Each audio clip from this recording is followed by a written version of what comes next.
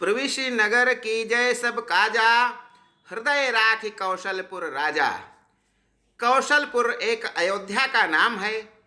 अयोध्या यह नाम इसलिए पड़ा है क्योंकि यहाँ सूर्यवंशी राजाओं का राज्य रहा है, जिन पर आक्रमण करने की क्षमता, साहस किसी में था ही नहीं।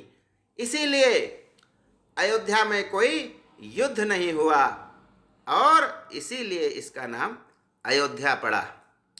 इसको अवध भी कहते हैं। अवध का अर्थ है कि जहाँ किसी का वध न होता हो, यानी सब धर्मपरायण हों, सब त्यागशील हों और आपस में मिलजुल कर रहते हों, वही अवध है। वध करना पड़े ही नहीं। इसको कौशल राज्य भी है, यही अयोध्या, और इसको साकेत भी कहा जाता है। यहाँ भगवान मर्यादा पुरुषोत्तम श्री राम के पिता दशरथ और माता कौशल्या की एक पुत्री भी थी जिसका नाम शांता था। दशरथ और कौशल्या की यह लाडली वेद, कला, शिल्प, ज्ञान, युद्ध नीति सब में बहुत पारंगत थी और राम, लक्ष्मण, भरत, शत्रुघ्न सबसे बड़ी थी।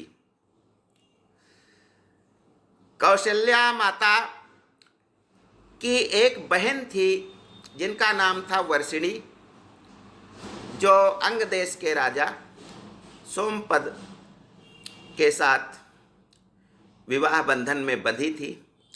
एक बार सोमपद, जो भगवान राम के पिता दशरथ के साढ़ू लगते थे,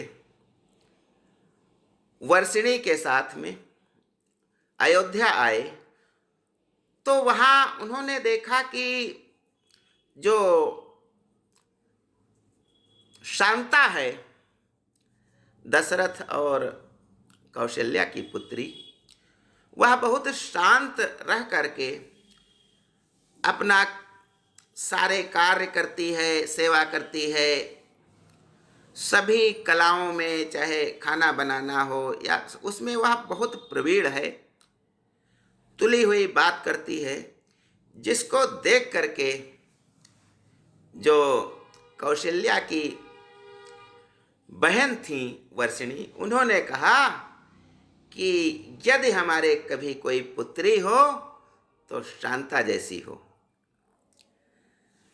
कौशल्या और दशरथ ने यह बात जब सुनी तो उन्होंने कहा कि मेरी पुत्री यदि आपको प्रिय लगती हो, अच्छी लगती हो, तो आप ले जाइए। जैसे यहाँ रहती है वैसे वहाँ रहेगी जा करके। जिसके कारण शांता को सोमपद लेके चले गए अंग देश, जहाँ वह पली बढ़ी और जब विवाह के योग्य हुई, उसके पहले ही कई वर्षों तक वहाँ पानी नहीं बरसा था, बरसात नहीं हुई थी। तो एक यज्ञ कराने की बात आई। कोई भी ऋषि यज्ञ करने के लिए तैयार नहीं हो रहा था। तब श्रृंगी ऋषि जो थे, उन्होंने कहा कि मैं यज्ञ करूँगा। यज्ञ संपन्न हुआ और महाराज सोमपद और वर्षिणी ने शांता का विवाह ऋषि श्रृंगी ऋषि से ही कर दिया और ऋषि के साथ शांता उनके आश्रम में चली गई। कुछ दिनों बाद महाराज दशरथ और माँ कौशल्या ने जब देखा कि हमारे कोई पुत्र पुत्री नहीं हो रहे हैं, तो उन्होंने एक पुत्रेष्ट यज्ञ करवाया था। यह यज्ञ भी श्रृंगी ऋषि ने किया था और शांता भी उनके साथ आई थी पत्नी के रूप में। दशरथ और कौशल्या मिल करके सभी लोग बहुत प्रमुदित हुए और उसके उपरांत राम, लक्ष्मण, भरत, शत्रुघ्न 4 राजकुमार हुए। जब वे बड़े हो गए तब भी शांता एक बार मिलने आई थी अपने भाइयों से और बहुत ही प्रमुदित रहा करती थी। श्रृंगी ऋषि का आश्रम उत्तराखंड में था, जहाँ उनका मंदिर भी बना हुआ है। और इस प्रकार से हमने जाना कि भगवान राम की एक बहन भी थी। अगली बात मैं बताना चाहता हूँ कि एड़ लगाना क्या होता है। पहले जब मोटर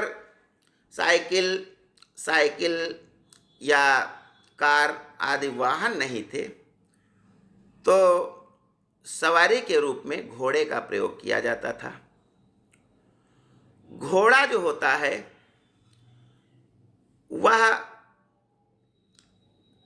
सवार को खुद चुनता है और स्वामी भक्त इतना होता है कि सवार की पूरी जिम्मेदारी अपने ऊपर ले लेता है, खुद प्राण देकर भी अपने सवार के प्राण बचाता है।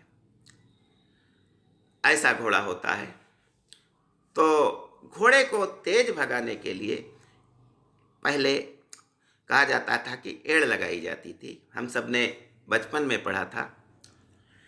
क्वार का महीना था, गंगा के किनारे 3 घुड़सवार घोड़ा को सरपट भगाए चले जा रहे थे। इसमें 2 लड़के और 1 लड़की थी। लड़की सब में छोटी थी। बड़े लड़के ने अपने घोड़े के एड़ लगाई और आगे निकालता हुआ बोला, मेरे बराबर आओ तो मैं जानूं।